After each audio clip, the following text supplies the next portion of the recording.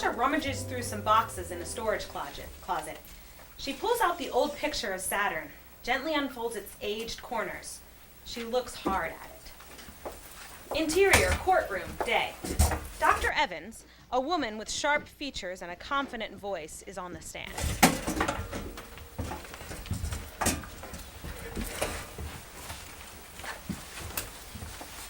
What does the ethics committee do?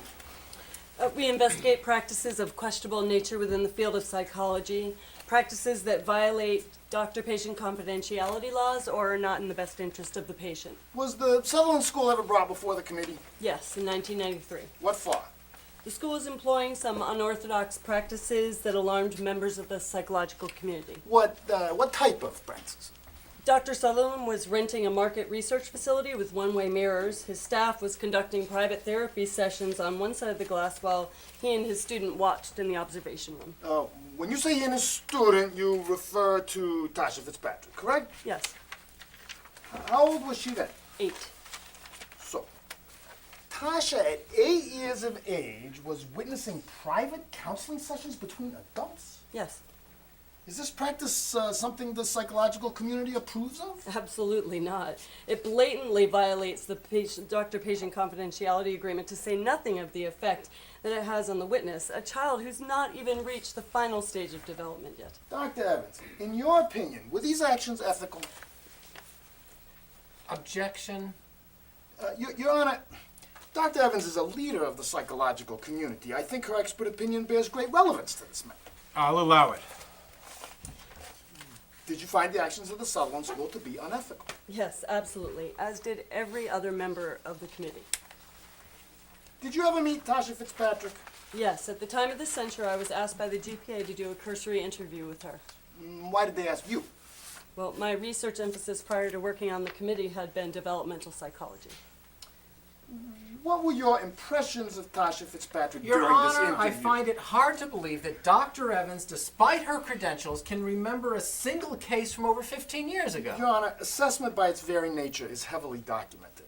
Dr. Evans has reviewed these notes thoroughly prior to being here today. If it would please the court, I can have these documents admitted. That won't be necessary. Overruled. The interview was very brief, but I did notice one significant anomaly in her behavior. She didn't mirror. Mirror, what's that? Mirroring is a basic social skill that most people employ on a daily basis. A mother laughs and her baby coos in reply. Someone smiles and you smile back. Tasha did not mirror at all. A smile would meet a cold stare, a laugh would meet a blank look. This social incongruence at such a young age is very unusual. Dr. Evans, do you think a person who is afflicted by this inability to mirror is healthy? Absolutely not.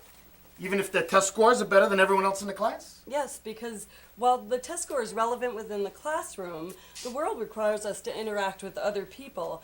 If an individual cannot interact in a way that is socially acceptable, she is not healthy. Thank you. Dr. Evans, what was the outcome of this censure brought against the Southerland School? It was dismissed. But I thought you said the practice was in blatant violation of a number of psychological rules and regulations. It was, but there was a loophole. Dr. Southerland had received signed consent from all patients taking part in the study. With informed consent, he could not be prosecuted. So your claim that he was in blatant violation was a lie. Objection! I'll rephrase. It was a dramatic embellishment. Objection! An exaggeration? Mr. Atkins, your cross-examination has ended. Sit down.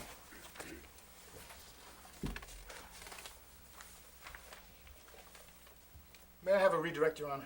Keep it brief. Dr. Evans, in this signed consent the Southerland School had received of its participants, was it stated that an 8-year-old child would be present? No. And this didn't have any bearing upon the committee's decision? At the time, no legal precedent had been set. At the time? Yes, GPA bylaws written as a result of this incident with the Southerland School now forbid the practice explicitly. Thank you. Interior, Southerland School hallway, afternoon. Ed walks through the hallway, loosening his tie. He looks flustered. Dr. Pritchard hands him a clipboard. Thanks for the update. How's the trial? Trying. Ed turns and goes into the men's bathroom. Interior, bathroom. Moments later. Ed washes his hands. Tobias, 6, charges into the room at a full sprint. Ed Hey. smiles wildly Hey, at him. Tobias. Tobias does not smile back. He goes to a urinal and pees. Ed stares at him. Tobias finishes, turns back. Ed smiles at him enthusiastically. Tobias exits. Ed turns to the mirror and looks sadly at his reflection. Exterior, Casey's apartment building, night. Tasha gets out of her car at Casey's apartment. She moves quickly, slips through the gate at his building behind someone else. Interior, Casey's living room, night. Casey sits on the floor staring at his newest painting, which he has leaned against the wall. A loud knock at the door. Casey opens it. Tasha barges in. Oh, hey. Really, the purpose of a business card is to make you easily reached. To not use it for its purpose is nonsensical and therefore futile. It's contrary to the very nature of its intent. What are you talking about? Your business card? It had no phone, no email, no method of reaching you but a home address. It's a damn cereal box. I cut them up and paint on them. Those things are everywhere. You're lucky you got one with a name on it. Write your phone number on here right now. Right, just a second. I don't have a... Oh. There. Casey is awkward. He's not invading Tasha's space like he usually does. Are you okay? I wanted your number tonight so I could get your portfolio. I need to get started on your review. My review.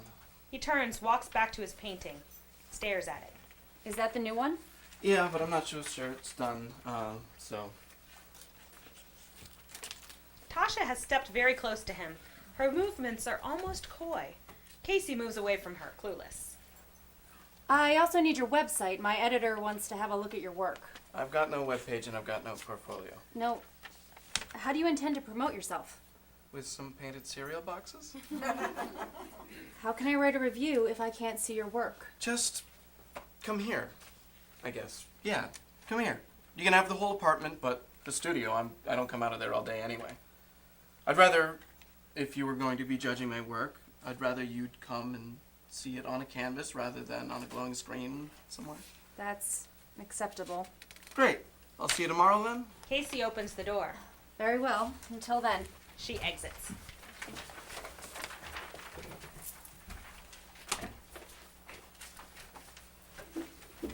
Interior, Tasha's kitchen later.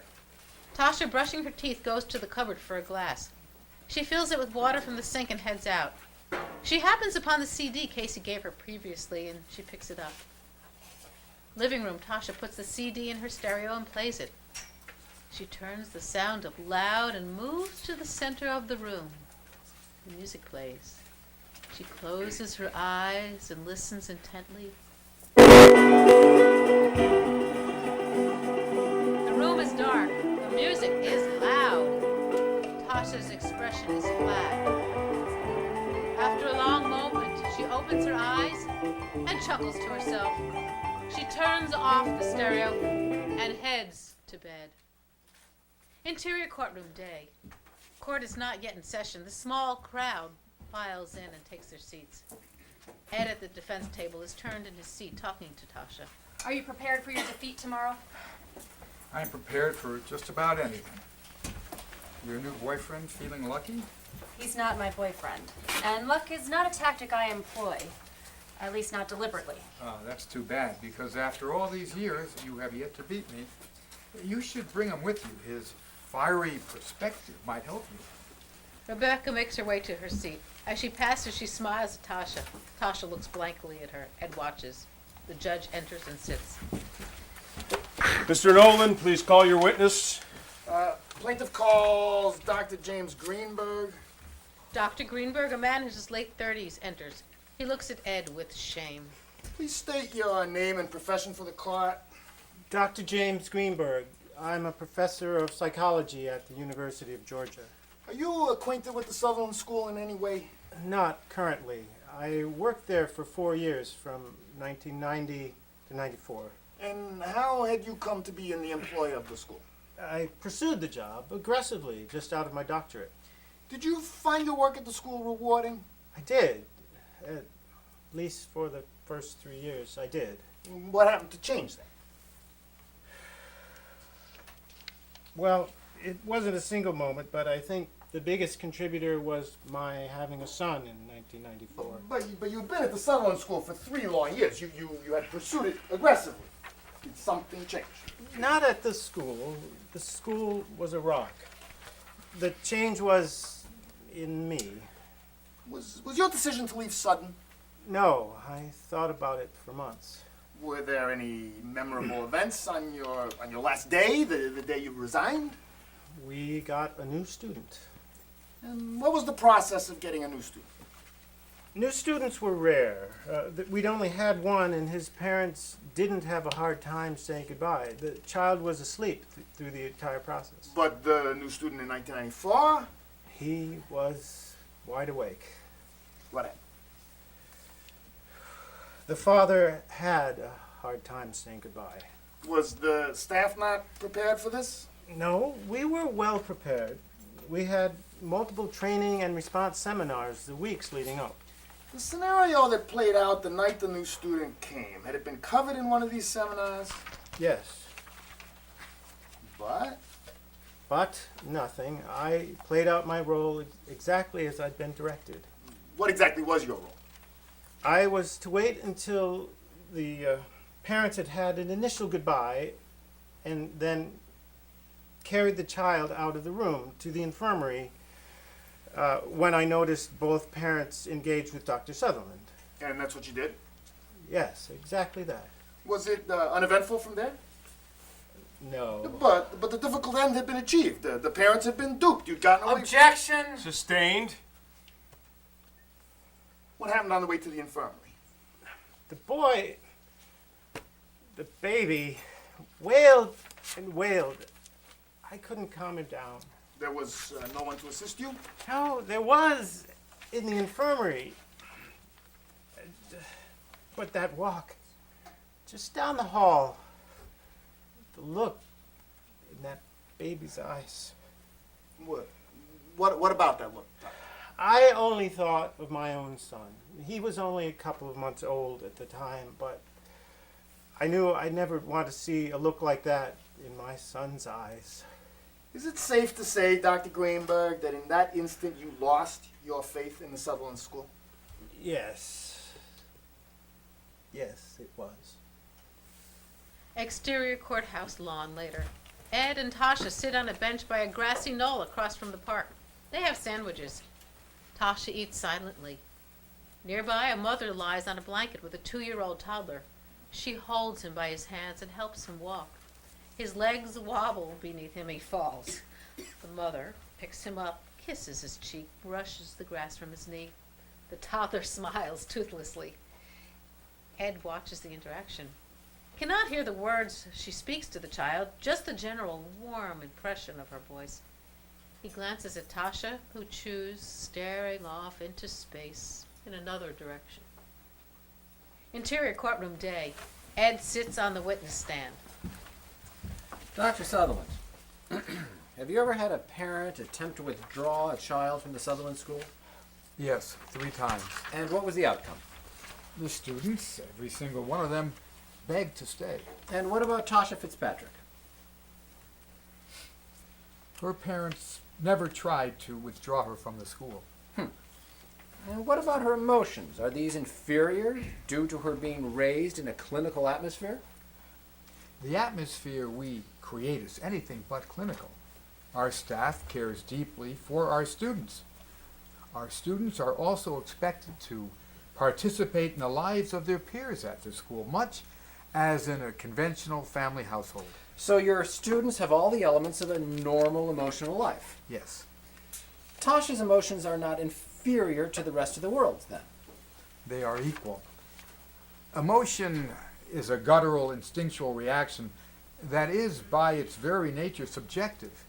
Intellect, however, truth, is able to be proven and therefore improved upon. Our students are equal in heart and superior in mind. Thank you, Dr. Sutherland.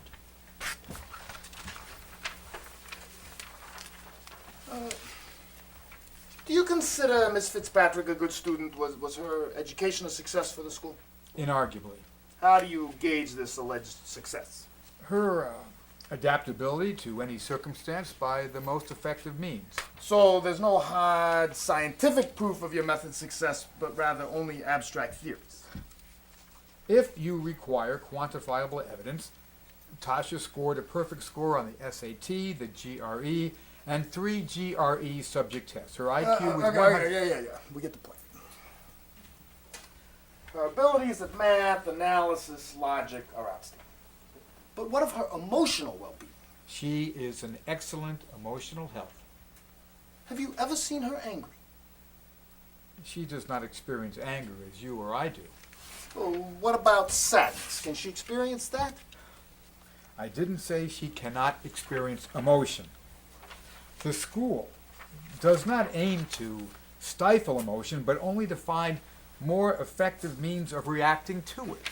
Have you seen Tasha experience emotion then? Yes. Really? She said to you, I'm sad. Not in so many words, but what? Have you ever seen her cry? No, but that's not Have necessarily. you heard her shout in anger? No. So, in 17 years, 24 hours a day, under your constant supervision, you never once saw her exhibit an emotion of any kind. Not by the definition you seek to employ, no. The definition the majority of the world employs. If you're seeking to define success by frequent fits of screaming and crying, then the Southerland School is a failure. Is Tasha Fitzpatrick married? No. Does she have a boyfriend? Objection. Relevance. Given that Miss Fitzpatrick's emotional well-being is in question, I think her so-called adaptability to any situation is of significant relevance, Your Honor. Overruled. Does she have a boyfriend? I don't know. What about female friends? Does she have any of those? I don't know. Is isolation one of the methods you employ in your Objection! school? I'll allow it. Genius casts a long shadow. One most are not comfortable to stand in. I won't deny that it can isolate. This genius you speak of and the isolation that accompanies it, do you think it's natural? Natural? No more than paving a road and riding around in medical objects at 80 miles per hour. I'll ask again. The son, who is abused by his father, is this more or less natural than the effects of an education that emphasizes logic? What of the mother, who tells her daughter in anger that she wishes she'd never given birth to her? Is this natural influence of more or less offense than the doctor who hands a child the means to cope with such an insult? And so your solution is to eliminate nature altogether. Rob the baby of its nest in the interest of engineering a society that better suits your desires? Objection. Sustained. Mr. Nolan, are you finished? Apologies, Your Honor. Just one more question. Dr. Sullivan, do you feel no sympathy for this woman? Doctor? Sympathy? Surely you haven't reasoned away your capacity for that? I feel great sympathy for her. She was once a dear friend. But that friendship ended the moment she got in the way of you taking her baby. didn't it? Objection. Sustained. I empathize with her sense of loss, but it is an illusion. Her daughter deals in logic, and she deals in emotion.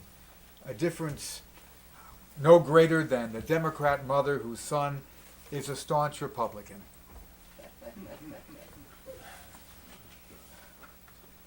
Tasha is not inhuman, Rebecca, any more than you are. That's touching, Doctor. But the loss I speak of is not when your words now, 23 years too late, can mend. They don't bring back the memory of holding her daughter's hand for her first steps or her first word. True. What's that, Doctor? Yes, that's true. That's all. All right, let's recess until 9 a.m. Monday. Interior, Casey's apartment morning. Casey's front door stands wide open. Tasha walks up carrying her laptop bag. She sticks her head into the apartment and Casey's nowhere to be seen. Casey? Casey, are you here? His new painting lays slashed against the wall. The coffee table, the corner lamp overturned. Interior, Casey's studio continues. The room is trashed, paint everywhere, a hole punched into the wall. In the center of the room, a new painting has been started on the easel. Tasha steps into the doorway, sees Casey. He sits in a ball in the corner, sobbing. Tasha slowly approaches, not sure what to do. She squats in front of him. He looks at her through his tears. She looks at the half-painted canvas. When I try to paint, sometimes the blankness, it can be so absent. She stands, retrieves his palette and paintbrush from the floor as she speaks. It can get your mind racing, get you excitable and panting. Did you know that when you take quick, shallow breaths, your oxygen intake is greater than your carbon dioxide output? She extends her hand to help him up, and he stands. She puts the easel and the brush into his hands and stands him in front of the canvas. This disrupts the pH balance of your entire body. Exhaling slowly conserves CO2 and rebalances the system. She stands behind him now, whispering to his ear. Hone in on a single line, a color. Breathe in deep. Think. Restore the balance. Casey stares at the canvas. His breathing slows, his eyes widen, the brush hits the canvas. Tasha steps back. Casey paints. His speed accelerates, swift, certain motions, breathing deep through his nose. Tasha backs up to the wall, fascinated. She watches for a long moment while he works. Casey wipes the tears on his cheeks with his wrist, glances up at Tasha, slight smile, and he turns back to the canvas. Interior, Casey's apartment, afternoon.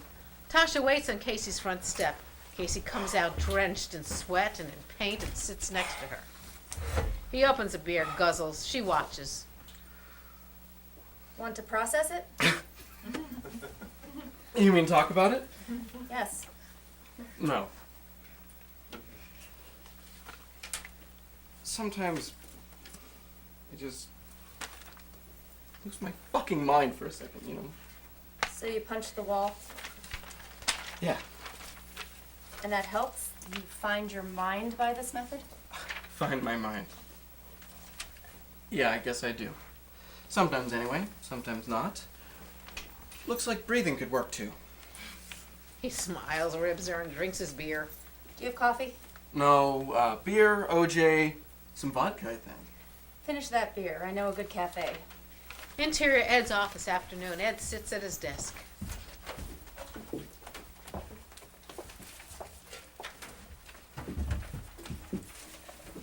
No one's sure how to handle it. I thought you'd want to feel this matter personally. Okay, send them in. Dr. Pritchard shows him James and Sandy, two students, both 11 years old, and they enter with their heads held high. Take a seat. They sit in the two chairs that face Ed's desk. Dr. Pritchard leaves and closes the door behind her. Tell me what happened this afternoon. Mr. Dale was doing his rounds and found us together in the storage room, Together doing what? experimenting, sexually. Ed stares at them in awe. Neither blush and neither look down in shame. And? Mr. Dale got very upset and shouted at us. Then he stormed out of the room. 10 minutes later, he came back and asked us to get dressed. Any idea why he left the room? To give us time to finish? I believe Mr. Dale found your behavior inappropriate, disrespectful Disrespectful? To whom? to yourselves, to each other. Why? Do you understand the purpose of sex? We weren't engaged in intercourse. The biological function of sex is procreation, of course. My body's not mature enough to bear a child yet. I've not begun my menstrual cycle. So our purpose was simply pleasure. When sexual acts are engaged in for the sake of pleasure, it's between two adults, two people whose bodies have reached maturity. Says who? Excuse me? I see no ethical reason why that must be. Why is pleasure allowed only to adults? Because their bodies are mature, yours are not. They're mature enough for masturbation, fellatio. Animals of most species engage in sexual acts. for even intercourse at a very young age. Why is it different with humans? It's a social convention, and one we choose to not observe. It's not that simple. Why not? Go to your Ed looks rooms. at the both of them, and they stare at him flatly, waiting a rational supply. Go to your rooms. I'll need to speak to your parents. James and Sandy exit. Ed puts his face in his hands. Exterior cafe night. Casey and Tasha sit on the curb outside a trendy cafe, their cups half empty. I suppose it was the intangibility of art. It was always the one thing they'd stumble over. It seemed an injustice to me that people couldn't have a logical explanation. It became my quest to demystify, to shine the light of reason upon it. It made sense that I share it with others. So that they too can have it demystified. Yes, Assuming they're like you and they want it to be demystified. yes, assuming that. Casey leans toward her for a kiss. Tasha almost allows it, but turns her head at the last moment. Casey, still close, just looks at her, flabbergasted. He stands up. Are you planning on demystifying my work? I suppose so, yes. You don't think that's a little presumptuous? Pompous even? Art is made to be seen. The moment you create it, the act of born witness interpretation is inevitable. Okay, I buy that, but when one person who claims to be an expert at art denounces the quality of something, you don't think that affects other people's opinions? People who might have borne witness but now dismiss it as not worth their time? Yes, so? I gotta get going. Shall I drive you? No, I'll walk. Thanks. I'll be by tomorrow evening. Fine. Interior, Ed's office day. Ed sits behind his desk with a serious face. James Nitti, late 20s, signs his name on a contract. Dolores, his wife, sits next to him, a long face, holding a newborn baby. So that's it then? It's that simple? That's simple. So what's next? When do we see her next? Not for 6 months. Newborns retain an instinctual identification with their parents. The school's previous experiences have indicated that seeing a mother too frequently during the first year makes them problematic. They focus a great deal of their energies looking for the mother, and it stunts growth in other areas that are critical to proper development. Interior, Southerland School infirmary, moments later. Dolores hands her baby over to one of the Southerland School nurses. The baby cries loudly. Dolores whimpers. The nurse quickly exits the room, and James awkwardly puts his hand on Dolores' back. Ed opens the school's exit door, looks at the floor. James leads Dolores through. Dolores turns back, crying audibly now. The baby screams. Just one more minute. Let me just hold her for one more second. James holds her back. I love you, honey. Don't you forget me, Rachel. Honey, she'll be better off here. Lead a better life. You can't be selfish. Exterior, Southerland School parking lot, moments later. Dolores sits numb, her face soaked in tears in the front of the seat of the car. James closes her car door and turns to Ed, who shakes his hand. The day, a gray, thick fog. It speaks a great deal of your character, James. You and Dolores are rare individuals, pioneers. Pioneers. And he forces a smile, struggles to hold back emotion. James gets into the car.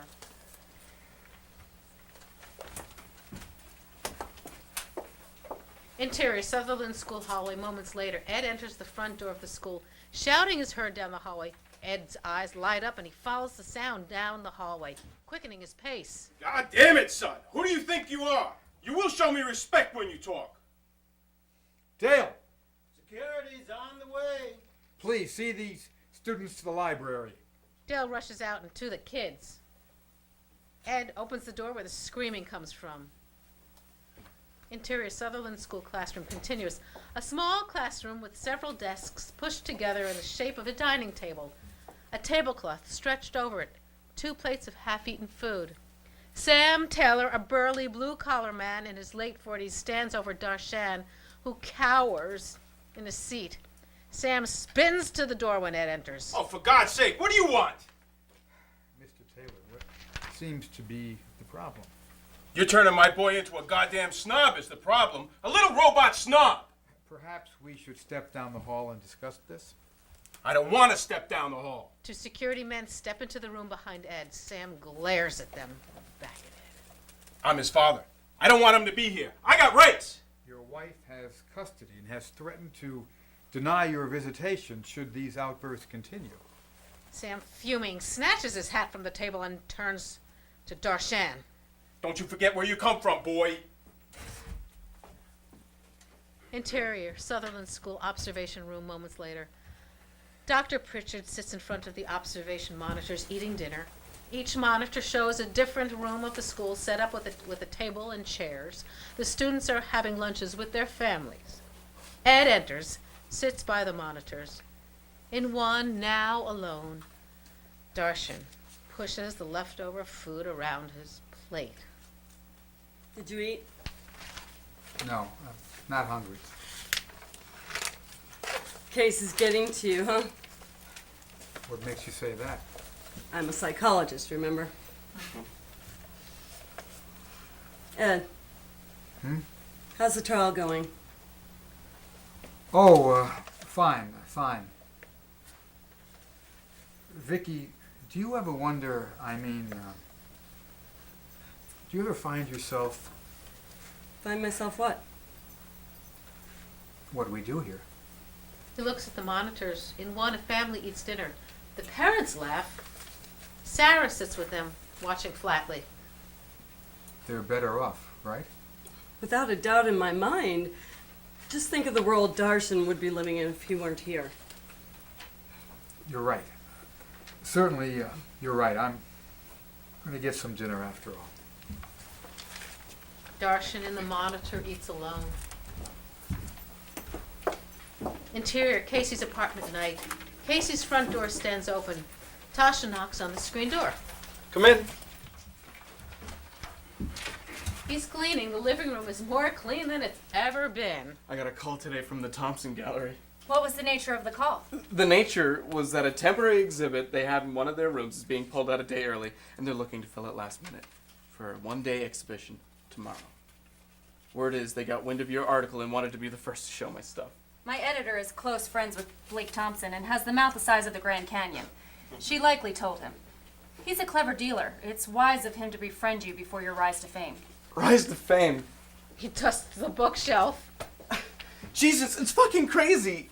You work your whole life towards something, and then one day, just because you needed to air at somebody else's show, you meet a fucking journalist, and you've got a showing at the Thompson. It's so random, arbitrary. No, it's not. You play good odds of meeting journalists by going to so many openings. I mean, this is what I always wanted, right? But, I mean, to really have my stuff out there, people who have never met seeing it, people judging it. It's an honor to your talent. You think I'm talented? Tasha nods, looks at him hard. She steps in, pulls the rag out of his hand and throws it on the floor, kisses him. Casey's startled at first, has his eyes open. Tasha's eyes are closed. Her kiss is gentle. Casey relaxes. The kiss grows more passionate. And Casey pushes her backward onto the sofa, pulls her shirt off, kisses her stomach. Tasha's eyes are open, her expression almost puzzled. Casey moves up, kisses her throat, her cheek, her mouth impassioned. Tasha watches him, studying the fire on his face. Casey opens his eyes for an instant, but catches her gaze. He stops. What? Nothing. Casey pulls back. You're not into it or something? I am. I'm very aroused. Have I made some error? No, you're just a little... I'm not sure this is wise, okay? Wise? There's no wisdom in procreation. It's an animal instinct. That's exactly what I'm talking about. I mean, what the fuck is that? It's animal instinct? Is that supposed to be romantic? I don't know what to do with that. Hello? I was thinking. Maybe that's the problem. We're fooling around and you're thinking. Are you ever gonna just stop thinking and let me in? Casey's raising his voice, outwardly upset. Tasha, calm. I am letting you in. For Christ's sake, if this is in, I'd hate to see out. Seriously, has that school turned into you into a fucking zombie or something? Tasha puts on her shirt. Nothing? You've got nothing to say. Apologies. I thought your zombie question was more rhetorical and intended to incite. Would you like me to answer that?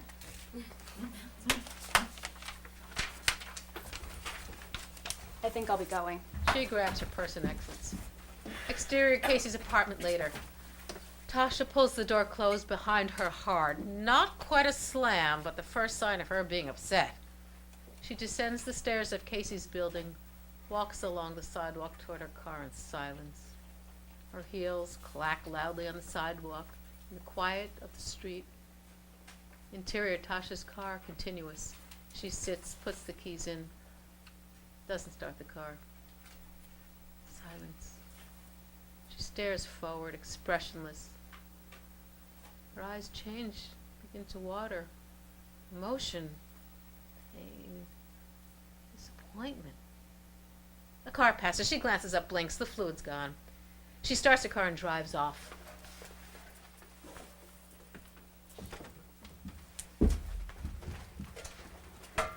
Interior Ed's library, night. Tasha and Ed play chess. Ed is on the run, most of his pieces missing. Tasha is missing only 3 pawns. So, what do you think of this court case your mother is bringing against the school? I don't want to talk about it. Ed is surprised. Tasha takes Ed's knight, smirks.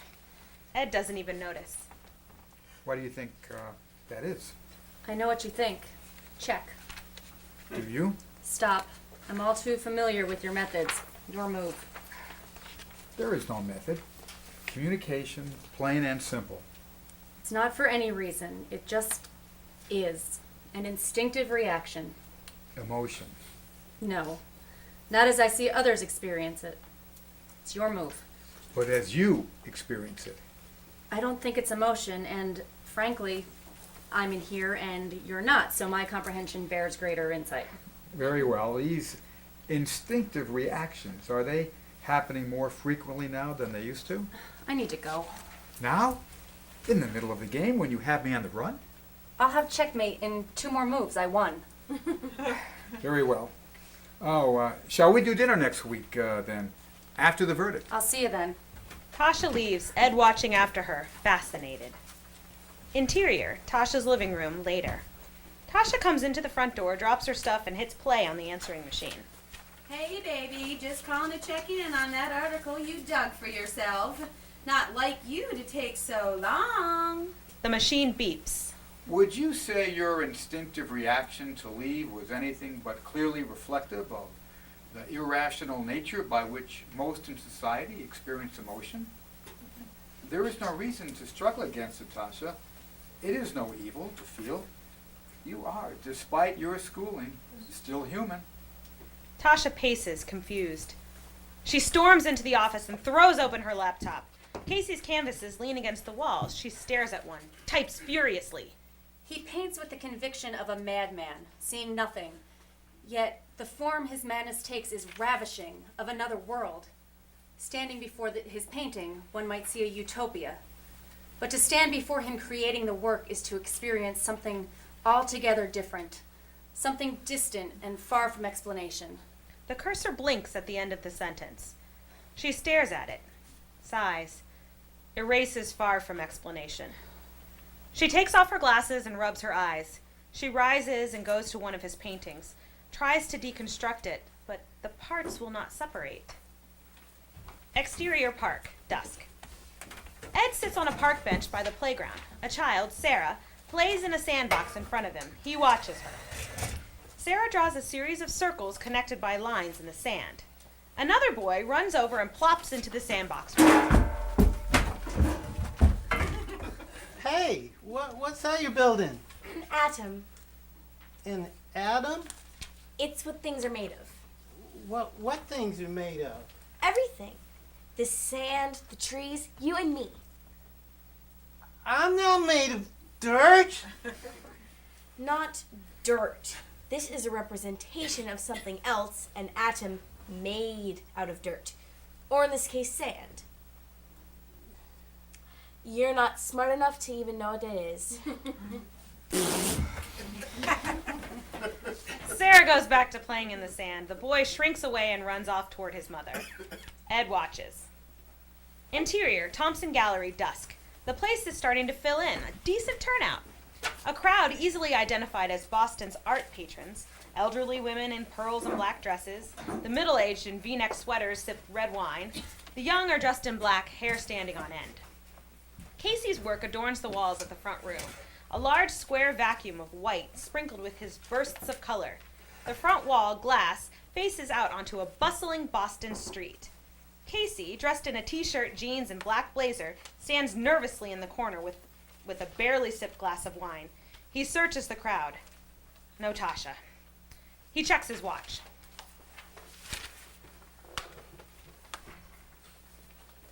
Later, the gallery's packed. The rumble of the room is so loud that conversation requires a slight shout. Outside, a cab pulls up in front of the gallery and Tasha steps out. She's dressed in a stunning purple dress, beautifully made up. Inside, two elderly ladies, thick Boston accents, and by the looks of their attire, lots of money, stand on either side of Casey, talking his ear off. I get so tired of seeing the same old crap, a bunch of paint thrown up onto the canvas like my son Justin could do when he was just 3 years old. Casey watches Tasha enter the gallery from across the room. He's instantly entranced, can't take his eyes off of her. Tasha eyes the crowd, awkwardly shrinking a little. A cocktail waiter passes her with a tray of wine and Tasha grabs 2 glasses. She turns into the front wall so as not to be noticed and guzzles one of the glasses. Casey laughs to himself. And the elderly ladies, they haven't stopped talking. Not much better now. That's right, not much better now. Ladies, thank you so much for coming. If you'll excuse me. You're welcome. And your work is just magnificent. Casey makes a beeline towards Tasha, but the crowd is thick. As he moves through, a hipster chick, early 20s and very attractive, stops him. Hey, you're him, right? You're Casey. Yeah. I thought so. We met one time, an opening in Cambridge in some weird loft space. Remember me? Yeah.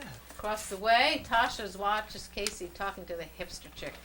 He nods, smiling, hugs her warmly. A passerby bumps Tasha and she nearly sloshes her new glass of wine on herself. Sorry. Tasha glares at him, being careful not to spill her drink. It's clear she's a little drunk. She looks around. Everyone near her is either paired off or in a group, talking and laughing and interacting. Tasha, standing out like a sore thumb amidst all the black in her purple dress, stands awkwardly alone. She looks back at Casey, who's still talking to the hipster chick. Hey, it was great seeing you again. Thanks so much for coming. Keep painting, okay? Hey, congratulations again, man. Casey moves toward Tasha. They make eye contact for the first time through the crowd. Casey smiles wide at her, excited. He's nearly to her when Blake Thompson steps out of the crowd. He's tall, 50s, powerful presence. Casey, there you are! Mr. Thompson. Blake, please! Thank you again so much for the exhibition. It's incredible, really. Think nothing of it. This is how it's done. You're a great talent, and by the turnout and the buzz, everyone seems to think so. Come over here. I have some collectors who are very interested to meet you. Blake leads Casey toward the other side of the gallery, away from Tasha. Casey looks back toward Tasha, who has her back turned, getting another drink from a cocktail waitress. He vanishes into the crowd. Exterior, Boston Street, later. Tasha sits on a bench a half a block away from the gallery with a glass of wine that's nearly gone. A crowd of smokers outside the gallery talk and laugh loudly nearby. Mind if I join you? Seems like you get the best seat in the house, away from all the pretense. Here, I brought you another glass. It seemed like you were intent on getting schnockered tonight. I must have made 10 laps around the room before I realized you were out here Out here what? getting air. Is that what you were going to say? Yeah, what did you think I was gonna say? Out here avoiding all the people because you're a zombie with no social skills? Hey, look, about last night, It's fine. You don't think I know?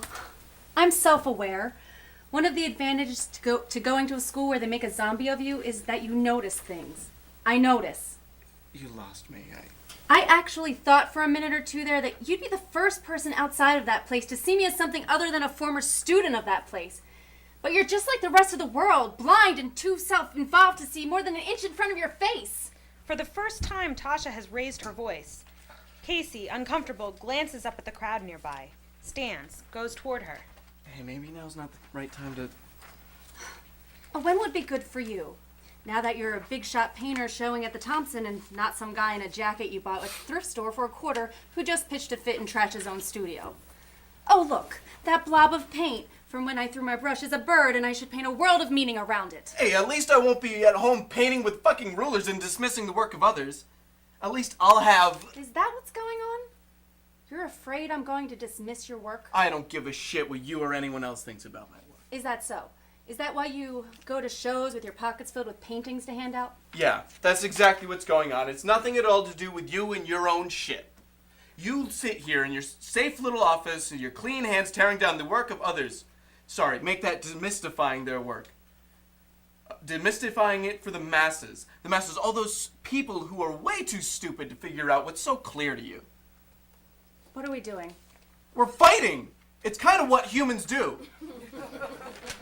Can you please just calm down so we can have a rational... I don't want to be calm. Maybe I just want to be pissed at you and have you listen to me. You want rational? You're ice cold on the inside. Right about that. Tasha walks away, throws her hand in the air to hail a cab that's passing nearby. Yeah, walk away. Turn your head. Think about it. Go home and crucify me with your fucking keyboard. Tasha gets into the car and drives away. Casey watches the car go.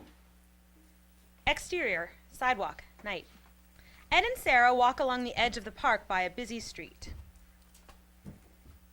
Why do you think that boy left the sandbox? He was intimidated. Intimidated? Why? He wasn't very bright. Ed is stricken by this comment. Thinks. Suddenly, a loud screech. 2 cars just feet from where Ed and the children walk crash into one another. Metal flies through the air. Ed shields Sarah with his body. The cars clank to a rest and there's a moment of silence. Ed runs to one of the cars. The passenger in the front seat hangs halfway out the front window, shredded by glass, obviously dead. The driver, a middle-aged man, breathes loudly, the steering wheel crushed into his chest. Are you okay? Can you move? Somebody call an ambulance! There's 2 hurt over here! The driver glances at the passenger and starts to cry, but cannot breathe to do so. He coughs violently, blood gurgling from his mouth. My wife. Ed tries to open the door, but it's crushed closed. I didn't say that. It came out of nowhere. Help's on the way. Help's on the way. The driver glances down at his chest. Blood is everywhere. He faces Ed directly. My wife. My Marcia. My... The driver goes limp, his hand still grasped in Ed's. Exterior street, later. Ed sits on the curb. Police, ambulance, and fire trucks are everywhere, their lights flashing. Pedestrians stand behind police barricades looking at the wreck in horror.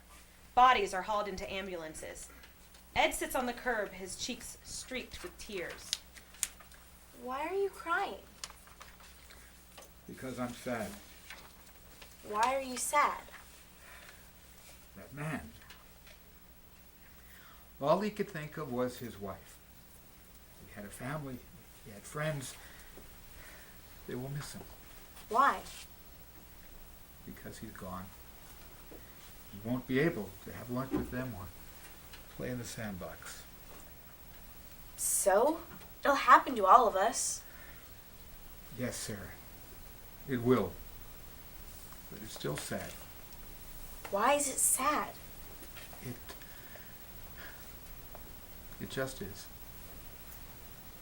Exterior, Casey's kitchen, night. Casey opens the refrigerator door and pulls out a bottle of beer, pops the cap. Exterior, Boston Street, night. Ed comes out of the back door of his house into a picturesque Boston street carrying a big bag of trash. It is late. He is a loud intruder in the silent street. Beethoven's Piano Sonata, number 14, is playing inside the house. The sound is distant, the piano heavy. Interior, Tasha's bathroom, night. The music carries over from Ed's driveway. Tasha is in the bathroom of her house drawing hot water into the tub for a bath. She has a tiny radio playing the Beethoven. She squirts some bubbles into the bath and watches them grow as the water hits them, a heavy look on her face. Street. Ed drops the garbage bags into the can with a loud clang. The music continues. The street is lined with cars and pools of streetlight. The wind blows. Casey's rooftop. Casey climbs out his window onto the roof. He looks out on the city. The wind shuffles through his hair. He sips his beer. Tasha's bathroom. Tasha sits in the bath, her knees pulled up to her chest. The water is steaming all around her, but she appears cold. Water drips from her nose loudly, a clumsy sound with the piano. Street. Ed is still in the street. The music is no longer a practical source. It is full and grand. Wind rustles the trees. Ed turns his face up and breathes deeply.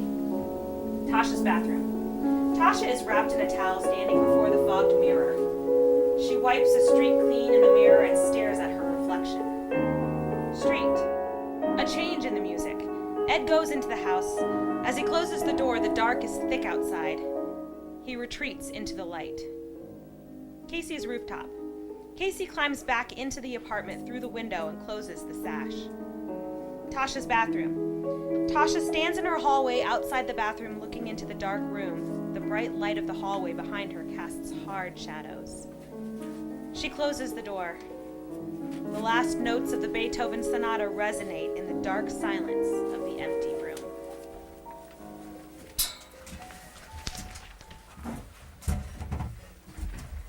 Interior courtroom day.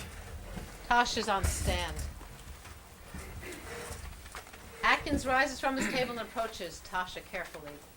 Miss Fitzpatrick, if you could go back and do your life over again, would you attend the Southerland School? Definitely. If you had children, would you send them there? Without a doubt. Was there ever a single moment in your entire life at the school when Dr. Southerland or any of the Southerland staff mistreated you in any way? Absolutely not. Do you consider yourself to be of sound emotional health? Yes. Thank you.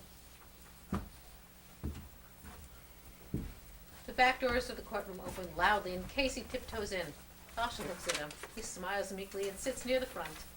Nolan steps forward holding a photo of Gerald Fitzpatrick. Miss Fitzpatrick, can you identify the man in this picture? Yes, it's Gerald Fitzpatrick. Gerald Fitzpatrick? That's it? You have no relationship to the man? You asked me to identify him, not my relationship to him. Do you have a relationship to him? He was my father. Do you feel any sense of loss at his passing? My loss is not relevant. His death was beyond my control, but I will miss his company, his conversation. Did you attend his funeral service last week? I did not. You had no interest in paying respects? Sipping coffee in a velvet room by a painted corpse is not my mode of respect. What about your mother? That is her mode of respect. She attended. Did you consider attending for her sake? Have you considered her loss? Yes, I did, but I chose not to. And yes, I have considered her loss. And? I had previously made an effort to comfort her. It was fruitless. There was no function my presence could serve. If I asked your mother if your presence would have served no function, would she think the same? Objection. What is this, hypothetical hearsay? I'll allow it. Miss Fitzpatrick? She would no doubt claim that my presence was missed. Do you understand why, Miss Fitzpatrick? Of course I do. Why? Because... No. I don't fully Do understand. you not find that interesting? Not particularly, no. You're an insightful woman, are you not? It's been said. And yet, you fail to see something is amiss. that you see your dead father only as a name, and that you do not understand why your mother would want you to attend his funeral. I see nothing amiss, just a series of individual choices played out. No further questions, Your Honor. Mr. Atkins, would you like to share with the court? I apologize, Your Honor. My client would like to request a brief recess. For what purpose? To counsel my lawyer, Your Honor, for a redirect. I'm afraid time does not permit for it, Doctor. Then may I question her myself? Doctor, you try my patience. There is a most important matter that has been overlooked. 5 minutes, Your Honor. Very well, 5 minutes. And lawyer or no, I'm holding you to the same rules of questioning as the rest. Thank you, Your Honor. Tasha, you said before that you would miss your father's company, his conversation. Yes, he had an interesting mind. Do you remember when your father brought you to the McGovern Mall? For the mosaic? Yes. Yes, I remember. What do you remember? I was about 9 years old. The school had submitted one of my first drawings to the mosaic competition for young artists. Interior Mall flashback. Tasha and Gerald walk holding hands. Tasha's 9.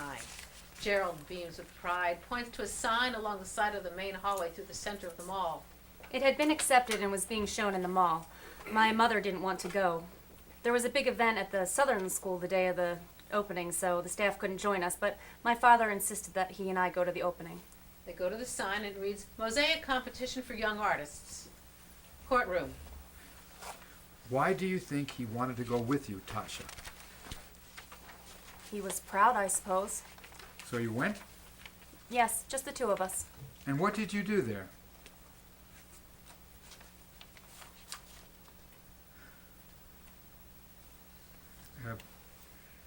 Your Honor, may I continue, please? Get it there fast. All right. What did you do there that day? Mall flashback. Gerald and Tasha peruse the wall of art. They speak, but their words are unheard. They stand in front of a drawing by a very young child. Tasha comments, Gerald laughs, puts his arm around her. We looked at all the art and found my picture. A bit further down the mall, Gerald rushes to Tasha's picture. Her name stamped at the bottom right corner, a red ribbon affixed to the mate board around it. The drawing's very good for a child Tasha's age. Drawn in colored pencil. In it, a group of children stand in a group on a trail in a thick forest. The trees on either side are like dark walls, the canopy overhead dark, forming a tunnel. One child, a bit further up the trail, points toward a light coming from the end of the tunnel of trees. Courtroom. What happened when your dad saw your picture? He... Mall flashback. Tasha stands holding Gerald's hand. He's transfixed on her picture, and she looks up at him. He glances down at her, forces a smile. Looking back to the picture, he brings his hand to his mouth. A tear streams down his face. And Tasha stares at him, confused, fascinated. Courtroom. He cried. Why do you think he cried? I don't know. Did he say anything? No, he just smiled and hugged me and didn't say a word. And Tasha's eyes filled with tears. Tasha, did you love your father? Tasha, love is an instinctive reaction, is it not? Yes, it is. Did you love him? Yes. Yes, of course I did. Explain that to me, Tasha. Tell me how it exists in you. It is beyond explanation. To attempt to put it into words is to do it an injustice. Thank you, Tasha. Thank you. Ms. Fitzpatrick, you may step down. Mr. Nolan, any more witnesses? No, Your Honor. Very well. I will consider this for the evening and will issue my verdict first thing tomorrow morning. Exterior courthouse day.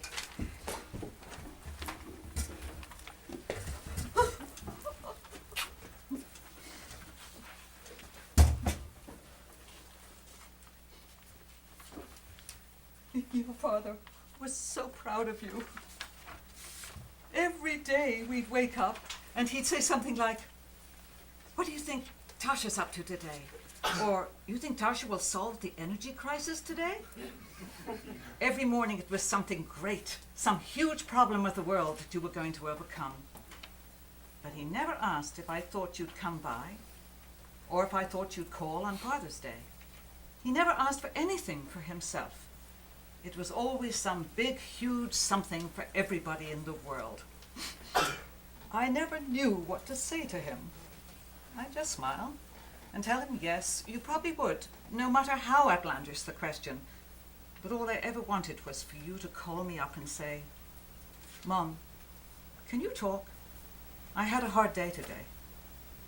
I mean, I know you've got a head on your shoulders. I know you see stuff in the world that I'll probably never understand, and I can't imagine the weight that comes with that sort of thing. But I just wish you'd come down here with me sometime. Just come down, you know? She cries, and Tasha begins to speak, but stops herself, then hugs Rebecca. Tasha holds her tight, listens to the sound, sees Casey through the glass outside the car watching. He smiles at her, turns and walks away, and Tasha strokes Rebecca's hair. Interior, Tasha's living room night.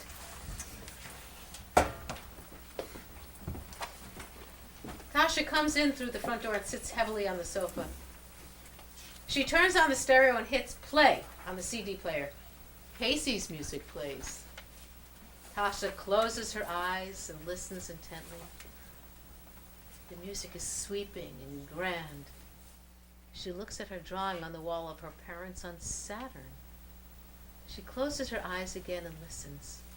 Suddenly, she leaps up and grabs her laptop. She writes furiously, almost as wildly as Casey paints. She breathes quickly, shallow, excited by the act. Interior, Casey's studio, afternoon. Casey paints in his studio, frustrated. He steps back from the painting and looks at it. His breathing accelerates, his eyes grow wild. He stops, catches himself, closes his eyes and breathes deeply.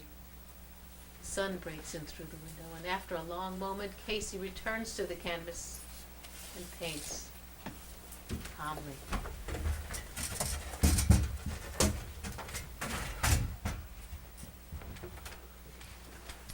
Interior, courtroom, morning.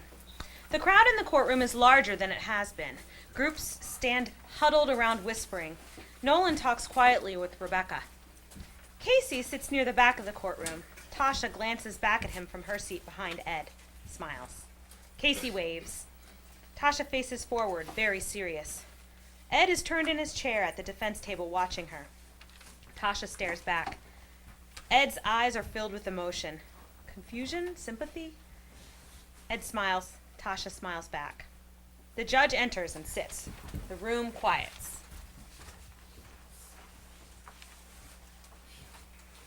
I have 2 children in school. My son attends West Point. My daughter studies music at Juilliard. Throughout this case, I couldn't help thinking of my reactions to the stories they bring home from school. Is pouring water down the head of a sleeping cadet who missed class necessary?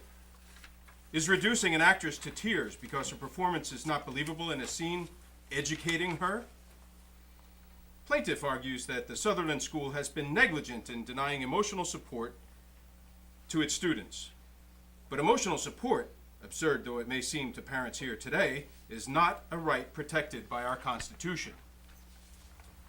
Furthermore, I find no action of the Southerland School to be more affecting than those used by other schools that have existed for decades or even centuries unquestioned. The state has no right, therefore, to believe the Southerland School to have been negligent and rules in favor of the defendant. This court is adjourned. He hammers his gavel and leaves.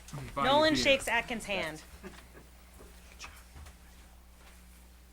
As Ed and Atkins turn to leave, Ed glances at Tasha. She smiles at him proudly. The room empties. Rebecca stays in her seat at the plaintiff table. Casey lingers at the back of the room watching Tasha, waiting. Tasha approaches Rebecca. Casey turns and leaves. Tasha sits in Nolan's chair next to Rebecca. What do I say, Mother? I don't even know what I'm doing here. Looking for truth just like the rest of us? Have I found it yet? Come on, let me buy you lunch. We're not going to some pretentious cafe by Harvard, are we? No, actually, I know this great greasy spoon where you can give me some advice. Advice? Yes, it appears I'm somewhat inept with the boys. I've spent the past 30 years married. You think I have any advice to offer? Actually, I think you do. Interior, Debbie's office, day. Debbie is at her desk reading. Tasha fidgets, waiting. Debbie finishes, turns it over to the cover page. The title of the article in bold reads, Casey Myers, Beyond Demystification. Well, I see why this one took you so long. You took an entirely different direction. A better direction? A different direction. Debbie picks up her phone and dials an extension. Josh, I've got some really great stuff. Are we too late to make tomorrow's deadline? Well, then pull a string then, swing by my office, and pick it up in the next 3 minutes. Tasha has gone to the door. Debbie hangs up. So, what's next? Some time off. Really? No Wesley Watson? Not this time. But I'll give you a call once I work on a few things. Very well. Interior, Southerland School classroom, day. Parents of varying ages mill around a large classroom in the Southerland School. Ed enters and goes to the front. Take your seats, everyone. Settle in. Get yourself a cup of coffee. We've got a lot to cover. The stragglers make their way to their seats. Great. Okay, let's dive right in. Later this month, the Southerland School will be implementing a new weekends at home policy for all our students. Are you saying our kids should come home and live with us? No, not permanently, but yes, it's a change that we'd like to explore the results of. You're not thinking of closing the school, are you? Heavens no. We still have an entire world to reform. Until now, our focus has been on breeding minds within a bubble, then setting them loose in the world at a single moment. We, like our method, are most interested in evolution, in progress. Unfortunately, our institution is not exempt from such motion. Now, if you'll all look at the packets in front of you, you'll find copies of some notes I've been making about the implementation of this new program. I'd like you all to collaborate with us as we find our way down what I hope will be a more balanced path at the school. Exterior, Tasha's apartment, day. Casey approaches Tasha's apartment. As he nears, he stops at a neighbor's flower garden and steals a single flower. He goes to Tasha's front door, holds the flower in front of his face. Music blares inside. The bass distorts through the walls. Casey knocks.